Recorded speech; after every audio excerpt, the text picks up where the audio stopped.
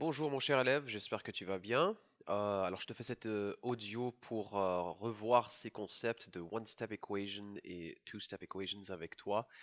Alors on va commencer. Alors pour ce qui est de ce qu'on voit ici, alors premièrement, qu'est-ce que c'est one-step equations? Et en fait, qu'est-ce que c'est l'algèbre? Que représente ce x? Alors comme tu le sais très bien, parce que je sais que tu as déjà commencé à travailler là-dessus, x représente une valeur inconnue. D'accord?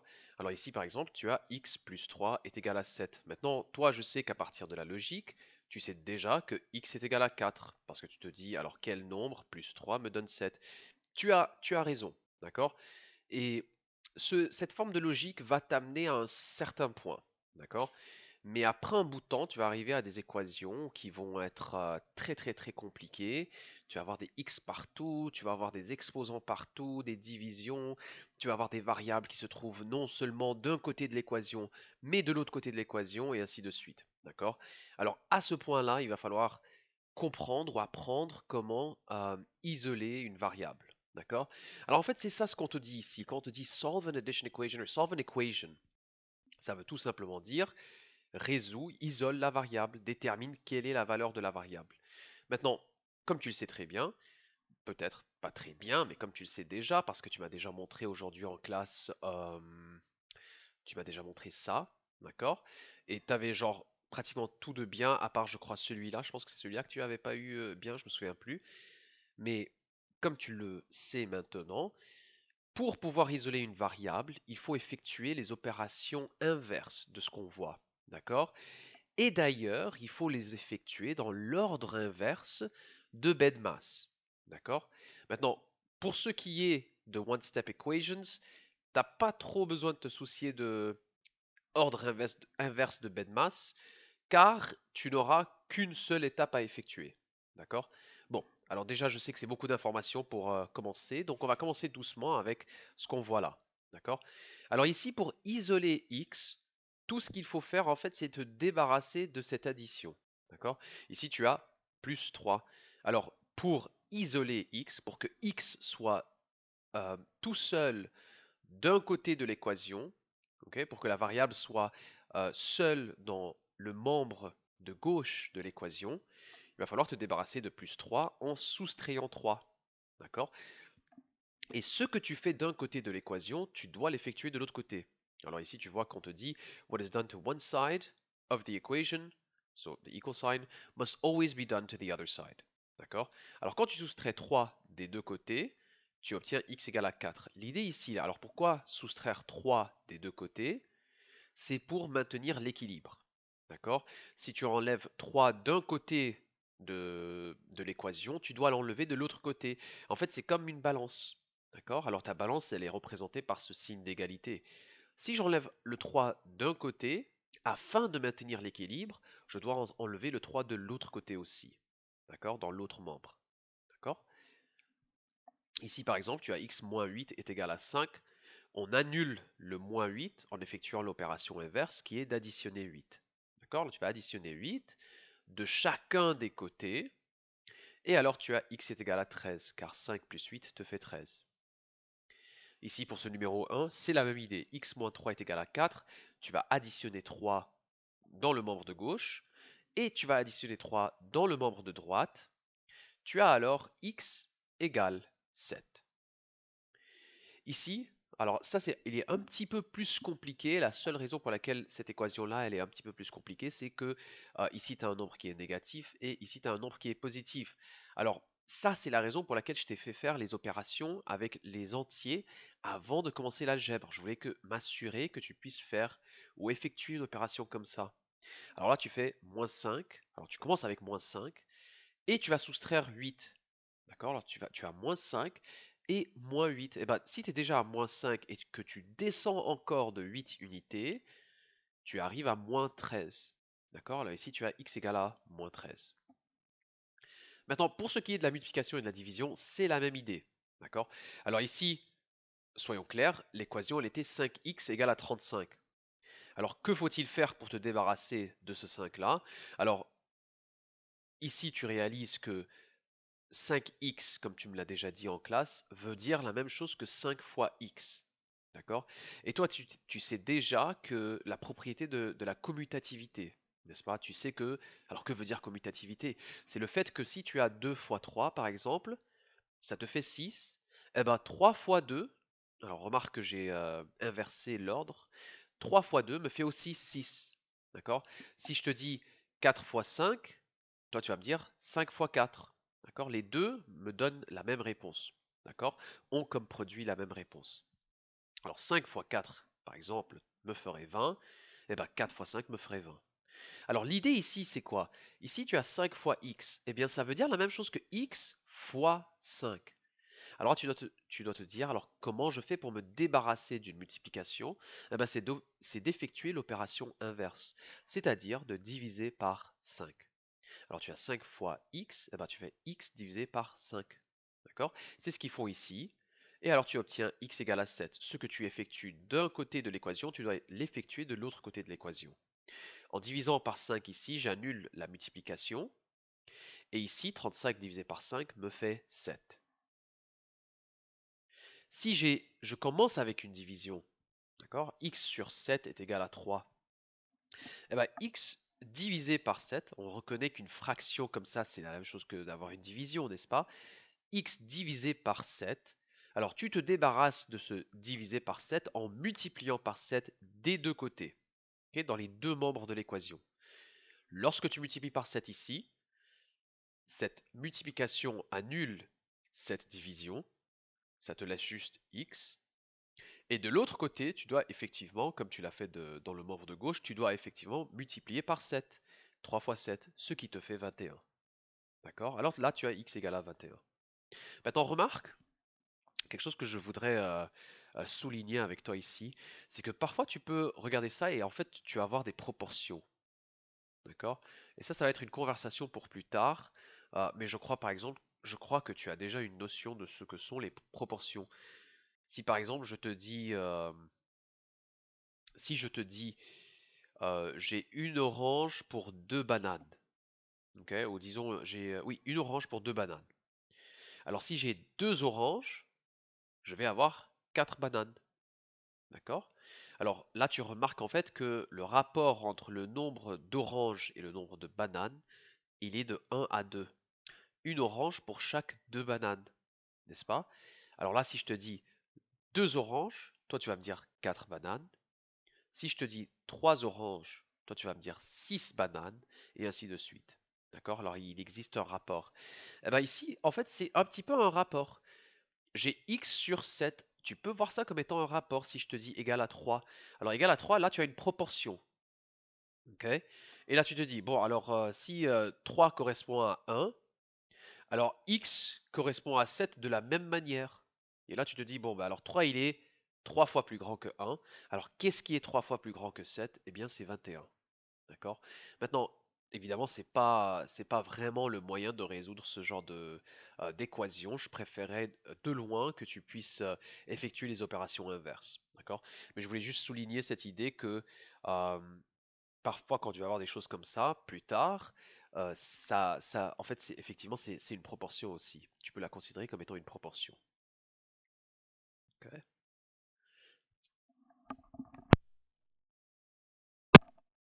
Bon. Alors ici, tu as x divisé par 2. Tu te débarrasses de diviser par 2 en multipliant chacun des membres de l'équation par 2. Alors ici, quand tu divises par 2 et ensuite tu multiplies par 2, l'idée c'est de d'annuler cette multiplication par 2 là. Tu veux annuler la division, ce qui te permet d'avoir uniquement x dans le membre de gauche. Mais ce que tu effectues d'un côté de l'équation, tu dois l'effectuer de l'autre côté de l'équation. C'est-à-dire que tu vas faire 10 fois 2, ce qui te fait 20. D'accord? Ici, tu as déjà vu comment effectuer des opérations avec des négatifs et des positifs. Comme je te l'ai souligné plus tôt, 5 fois x veut dire la même chose que x fois 5. Donc tu te débarrasses de fois 5 en divisant par 5. Et alors ici, tu fais moins 25 divisé par 5, ce qui te fait moins 5. Maintenant, arrivons aux two-step equations. D'accord? Alors, two-step equations, c'est, comme le nom l'indique d'ailleurs, c'est des équations à deux étapes où tu ne vas pas tout simplement effectuer une seule étape. Alors tu remarques que dans les équations qu'on a fait jusque-là, tu faisais juste effectuer une seule étape, qui était l'étape inverse de ce que tu voyais. D'accord? Eh ben ici, c'est pas la même chose. Alors ici, ce que tu vas faire, c'est que ça ressemble, mais c'est pas exactement la même chose. Ce que tu dois faire, c'est que là, tu dois faire BEDMAS, mais à l'envers. D'accord? Alors tu te souviens, BEDMAS ou PEDMAS. Oh là, il est un petit peu trop large celui-là. PEDMAS.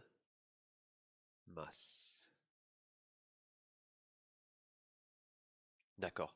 Alors tu te souviens que PEDMAS, ça veut dire, en fait, c'est l'ordre des opérations. Ok. C'est l'ordre dans lequel tu dois effectuer des opérations pour simplifier une expression. D'accord? Alors si je te disais par exemple 3 et ensuite 2 plus 3 et ensuite le tout exposant 2. D'accord? Alors selon PEDMAS, toi tu ferais ce qui se trouve dans la parenthèse en premier. Alors tu vas simplifier ça en premier. Ça c'est 5. 2 plus 3 ça me fait 5. Et ensuite tu suis l'ordre des opérations. Après la parenthèse, tu dois évaluer les exposants. Alors ici j'ai un exposant, donc il va falloir évaluer l'exposant. Je fais alors 3 fois 5 exposant 2, ça me fait 25. D'accord? Et là, tu as une réponse de 75. Ok, maintenant ça, je sais que tu sais déjà le faire parce que je t'ai déjà vu le faire. Pour ce qui est de two-step equations, tu dois effectuer PEDMAS, mais à l'envers. Tu dois commencer en te débarrassant des additions et des soustractions, ensuite te débarrasser des divisions et des multiplications, ensuite te débarrasser des exposants et ensuite des parenthèses s'il y en a. D'accord? Maintenant, pour bien clarifier, alors comme je viens de le dire, tu commences avec PEDMAS, mais tu commences avec l'addition et la soustraction. Donc quand tu regardes quelque chose comme ça, ok, pour isoler X, il va falloir que tu te débarrasses des additions et des soustractions en premier, et ensuite tu vas passer à la multiplication et à la division. D'accord? Ça veut dire que ici, tu dois te débarrasser de l'addition en premier, c'est-à-dire effectuer cette opération ici, inverse. Alors tu soustrais 7 de chacun des membres de l'équation, et là tu obtiens 3x est égal à 27. Alors selon la première étape, il faut se débarrasser des additions et des soustractions avant de passer à la multiplication et à la division. Alors ici, tu passes à la prochaine étape qui est d'isoler x. Tu isoles x en divisant par 3. Tu obtiens alors une réponse de 9. D'accord? C'est la même idée ici. En fait, tout est pareil. La seule différence, c'est qu'ici, tu as un nombre qui est négatif. Ok, mais ne te laisse pas intimider par ça. Tu sais déjà comment les évaluer. D'accord? Tu commences en te débarrassant des additions et des soustractions en premier. D'accord? Alors, tu te débarrasses de plus 13. Comment je fais pour me débarrasser de plus 13 dans le membre de gauche? Eh ben, je soustrais 13. Alors, c'est ce qu'on fait ici. On soustrait 13 des deux côtés. On arrive à moins 5x égale à moins 30.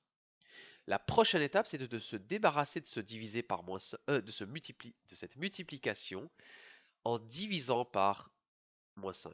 D'accord? Alors ici, on a x fois moins 5. On se débarrasse de fois moins 5 en divisant par moins 5 et on effectue cette même opération de l'autre côté. On obtient alors x est égal à 6. Dans ce numéro-là, même idée, tu vas soustraire le 2 en premier. Okay, tu obtiens moins 9. Tu as alors 3x est égal à moins 9. Et tu divises par 3 dans les deux membres de l'équation. Tu obtiens x égale à moins 3, car moins 9 divisé par 3 est égal à moins 3. Okay. Ici, tu as 7 plus x sur 4 est égal à 3. Eh ben, c'est quand même la même chose. Ce 7 plus x sur 4 veut dire la même chose que x sur 4 plus 7. D'accord? Si je te dis 2 plus 3, toi tu me dis 3 plus 2. D'accord? Ça ne change pas, c'est 5. Alors, on va soustraire le 7. On va soustraire le 7 de ce côté-là aussi. 3 moins 7, comme tu le sais bien maintenant, c'est moins 4. Maintenant, la prochaine étape, c'est de se débarrasser de cette division ici. On veut se débarrasser de se diviser par 4. Alors on fait multiplier par 4. Alors on multiplie par 4 dans le membre de gauche, on multiplie par 4 dans le membre de droite. On obtient x est égal à moins 16. D'accord? Pour le numéro 8, tu as 15 est égal à x sur 3 plus 6. L'idée est toujours la même. Tu te débarrasses de l'addition ou de la soustraction en premier. Alors dans ce cas-ci, on a une addition, donc pour s'en débarrasser, il va falloir soustraire.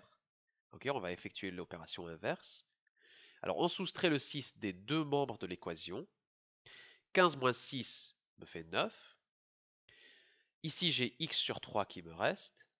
Ce sur 3 représente une division. Alors, je multiplie par 3 des deux côtés de l'équation. 9 fois 3 me fait 27. Et ici, j'ai annulé le divisé par 3 avec cette multiplication pour obtenir x. Alors, tout simplement, x est égal à 27. Maintenant, évidemment, tu n'as pas besoin d'espérer que tu as eu la bonne réponse. Tu peux reprendre cette valeur-là de x et la resubstituer dans l'équation de départ pour voir si tu obtiens la bonne réponse. Alors par exemple, x est égal à 27. Donc tu te dis 27 divisé par 3. Ça me fait 9. Et après, 9 plus 6, ça me fait 15. D'accord? Alors là, tu sais que tu as eu la bonne réponse.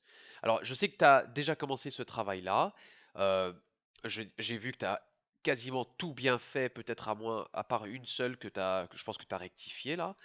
Euh, Effectivement, ça n'a rien de changé ici, hein. C'est quand même euh, moins 15 plus n. Alors, comment je fais pour me débarrasser de moins 15? Eh ben, j'additionne 15 des deux côtés. J'obtiens alors n est égal à moins 9 plus 15, c'est-à-dire 6. Ok. Alors ceux-là, ils sont assez, on va pas dire simples, mais ça va. Ici, ceux-là, ils sont one-step equations. Ok. Euh, Ici, ça veut dire quoi? Ça veut dire 2 sur 3 fois y. Donc, qu'est-ce que tu vas faire ici? Eh ben, ça veut dire fois y. Donc, comment tu te débarrasses de y fois 2 sur 3? Comment tu te débarrasses de cette fois 2 sur 3? Eh ben, tu dis... Oh non. Attends, tu divises par... Tu vas diviser par 2 sur 3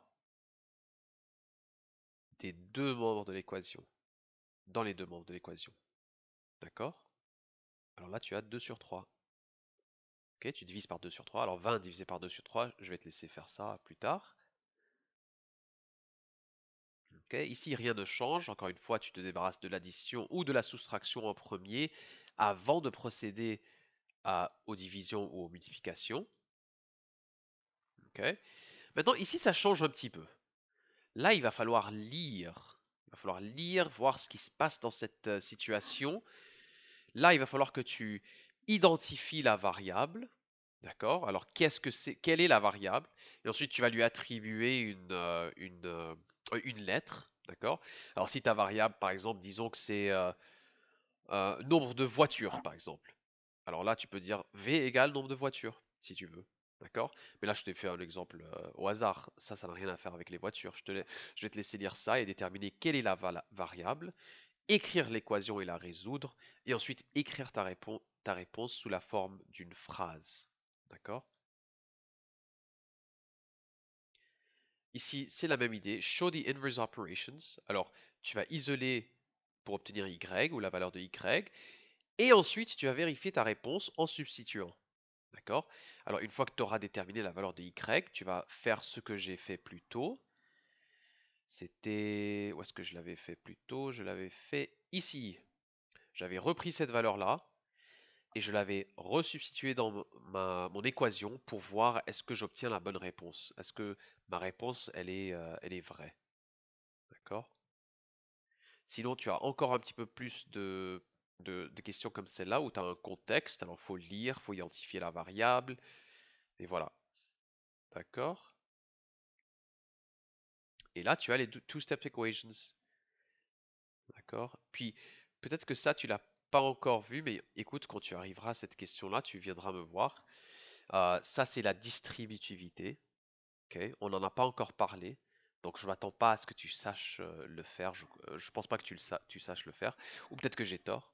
Si j'ai tort, tant mieux. Mais si tu ne sais pas, une fois que tu arrives à cette question-là, tu viendras me voir. D'accord? Et sinon, voilà.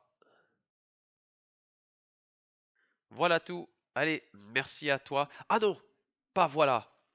Voilà, je suis content de m'en être souvenu, rappelé. Bon, quand t'as un truc comme ça, ce que tu peux faire, c'est qu'en fait, et moi pour moi c'est amusant parce que moi j'aime m'amuser quand je fais les maths, mais en fait, comme tu le sais, alors là, qu'est-ce qu'on veut faire? On veut isoler la variable, n'est-ce pas? On veut faire de sorte que x soit tout seul d'un côté de l'équation. Ok. Alors moi, je vois ça comme si on attaquait un château. C'est comme si on attaquait un château. C'est comme si on était une grande armée de guerriers et on attaque le château. Maintenant, quand tu viens et tu attaques le château, alors que signifie le X? Le X, c'est le roi. D'accord? Le X, c'est le roi. On veut isoler le roi. Le 3, il est attaché directement au roi. Alors le 3, ça veut dire qu'il est quoi? Eh ben, ça veut dire qu'il est genre le inner guard, like le bodyguard du roi. D'accord? Alors ça, le 3, c'est le bodyguard du roi. X, c'est le roi. Et ensuite, tu as 7 qui est un petit peu à l'extérieur comme ça. Ça, c'est peut-être genre les murs du château. D'accord? Alors si tu vois ces équations-là, la résolution de ces équations, comme si tu attaquais un château, qu'est-ce qu'il faut faire en premier? Eh ben, quand tu attaques un château, c'est juste pour s'amuser, il faut avant tout détruire les murs. Ok, remarque que ce plus 7, ce sont les murs. Pourquoi? Parce qu'il est, on va dire, éloigné de ta variable. Ta variable, le roi, elle est juste à côté du bodyguard. Donc quand tu attaques le château, il faut annuler le mur. Tu te débarrasses du mur en effectuant l'opération inverse. Alors au lieu d'avoir plus 7, tu détruis le mur en faisant moins 7. Alors là, tu fais quoi? Alors là, tu es arrivé à 3x sur 27. D'accord? Tu continues à attaquer. Le roi, ton roi, le X, il est caché derrière son bodyguard. Son bodyguard, c'est le x3. Alors comment tu fais pour te débarrasser de son bodyguard qui vient vers toi et qui te dit x3? Eh ben, tu vas annuler son bodyguard en divisant par 3. Et là, tu as isolé le roi. D'accord? Alors, je sais pas. À toi vraiment de décider ce que tu aimes, ce que tu aimes faire. Mais sache que finalement, ce que je viens de te dire, en fait, peut s'appliquer à n'importe quel scénario. Si je te dis par exemple x plus 2 et le tout exposant 2, et ensuite tu as, je sais pas, moins 5. Je te fais un truc très au hasard là, je sais pas si ça va fonctionner. D'accord? Et disons que là, tu as. Qu'est-ce qu'on va faire? On va faire, disons, 11. D'accord? Disons que tu as une équation comme ça. Tu peux appliquer le même principe. X, c'est le roi. Qu'est-ce qui est le plus proche du roi? Le 2. Ok, alors le X, c'est le 2. D'accord? X, c'est le roi. 2, c'est son bodyguard. Les deux sont dans des parenthèses. Ils sont cachés dans une salle secrète. La salle secrète, c'est l'exposant 2. D'accord? Alors là, tu as le roi, il est caché avec son bodyguard. Désolé, le roi, il est avec son bodyguard. Les deux sont cachés dans une salle secrète, qui est l'exposant 2. Et le moins 5, c'est le mur. Il est le plus éloigné du roi. Donc quand tu attaques l'équation, quand tu attaques le château, la première chose que tu vas devoir effectuer, c'est plus 5 des deux membres de l'équation. Pourquoi? Pour annuler ça. La deuxième chose que tu dois faire, est-ce que tu vas attaquer directement le roi et son bodyguard? Non. Avant tout, il va falloir que tu trouves la salle secrète. Ils sont cachés dans une salle, et cette salle, elle est une salle exposant 2. Alors, quelle est l'opération inverse de exposant 2? Eh ben, c'est la racine carrée. Ça, je pense qu'on en a parlé très brièvement. Je suis pas sûr si t'en es conscient. Je pense qu'on en a parlé par contre. Tu te débarrasses de ce exposant 2 en effectuant la racine carrée. Et finalement, là, la réponse que tu as, c'est x plus 2. Tu vas te débarrasser de ce plus 2, qui est son bodyguard, en soustrayant 2. D'accord? Alors ici, quand tu vas faire plus 5, ça va devenir 16. D'accord?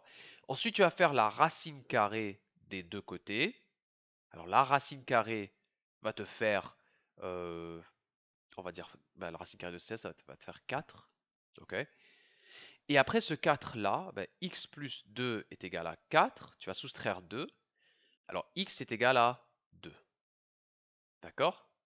Alors je sais pas, tu me diras ce que tu en penses de cette méthode. Mais voilà, en fait, il y a la méthode, on va dire, correcte. La méthode correcte mathématiquement, c'est vraiment d'effectuer p de masse, mais à l'envers. Tu commences en te débarrassant de l'addition et de la soustraction, ensuite de la multiplication et de la division, ensuite des exposants et ensuite des parenthèses. D'ailleurs, ce que j'ai fait dans ce que je viens de te montrer. D'accord? Ou Tu vois ça comme si tu attaquais un château. Et quand tu attaques un château, tu te débarrasses des couches extérieures de protection avant d'isoler le roi. D'accord? Le roi étant X. Voilà tout. Merci beaucoup mon cher élève. Allez, j'espère que ça a été utile et si tu as des questions, n'hésite surtout pas. Allez, au revoir.